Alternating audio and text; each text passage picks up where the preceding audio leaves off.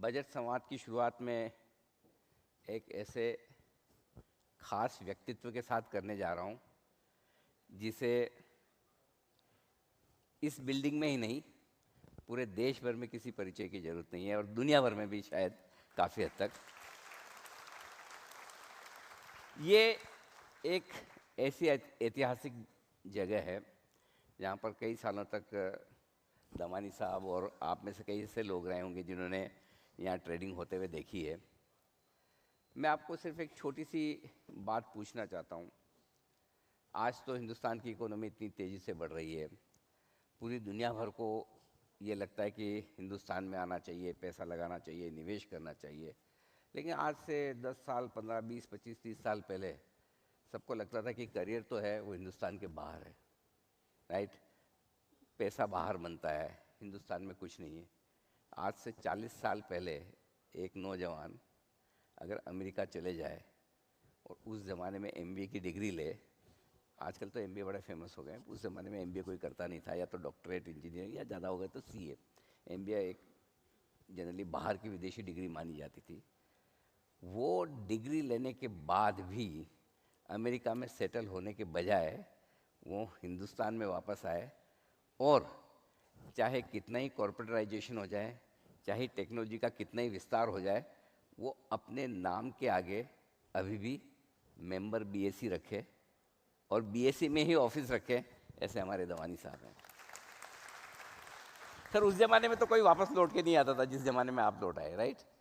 उस जमाने में तो नहीं, आजकल बहुत लोग आते हैं, उस टाइम नहीं आते। बट आप जैसे बोले, ये तो मंदिर ही है और यहाँ आके हमेशा मुझे बहुत उत्साह रहता है, बहुत एक्चुअली अच्छा लगता है। कम बैक टू दिस जो मार्केट का मंदिर जैसे आपने कहा। बीएससी के लिए बहुत प्यार है। अभी भी लोगों ने सबने अपने कंपनियों के नाम कॉर्पोरेटाइज कर दिए हैं, ये वो limited, private limited, whatever. Ramesh Damani, member BSc, क्या कहता है ये पूरा नाम और आपका आगे का मेरी दिन? पुरानी पहचान है, मैं सोचा कोई चेंज नहीं करूँ, काफ़ी गर्व है उसमें। तो आई मीन आप ये देखिए, जब 1970s और 80s में in India was going towards socialism, BSc was the only institution that stood for free markets, capitalism. और जो पैसा उन्होंने उस टाइम रेस कर पाए, रिलायंस के लिए या इन्फोसिस के लिए या कोई भी डॉक्टर रेड्डीज़ के लिए, इसके कारण हिंदुस्तान का एक वाइब्रेंट स्टॉक मार्केट बना by 90s when the foreigners started investing in India. So the BSE today might have lesser volumes than the National Stock Exchange, but it still represents the heartbeat of this country.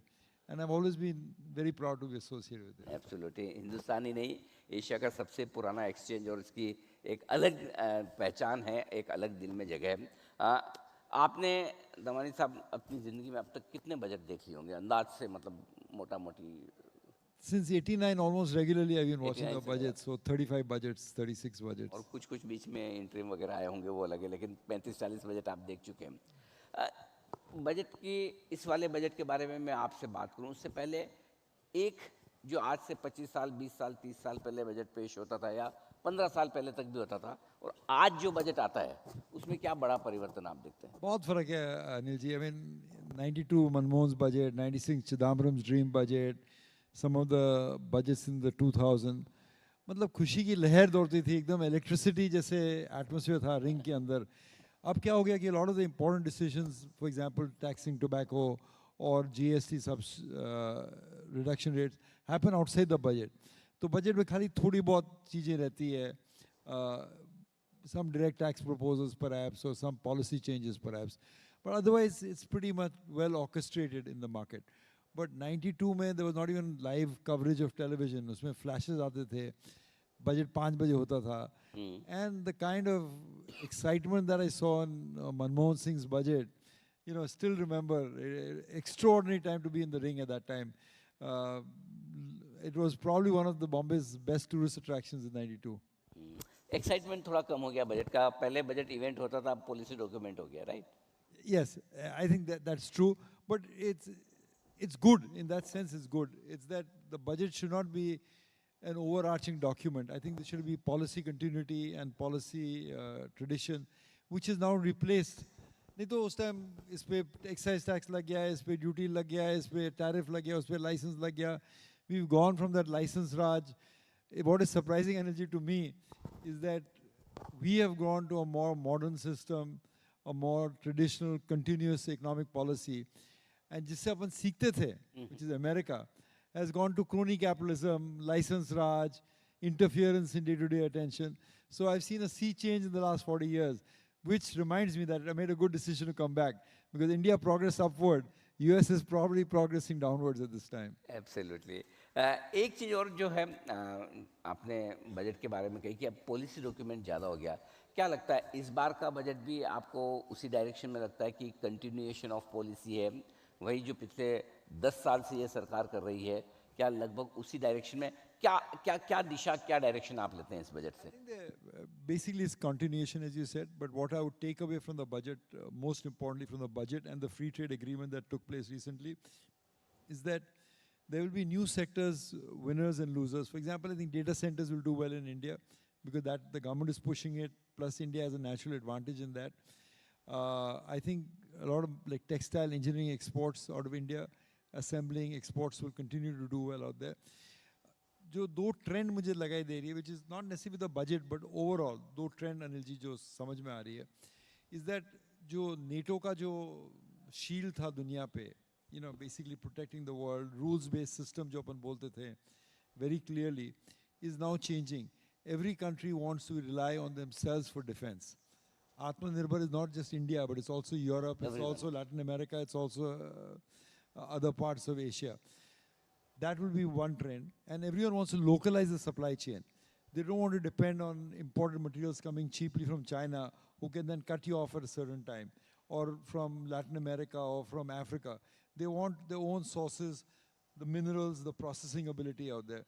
So, जो अपन लोग जब से मैं share बाजार में आया हूँ, the most important value we placed was on software. We paid importance to brands. We paid importance to license.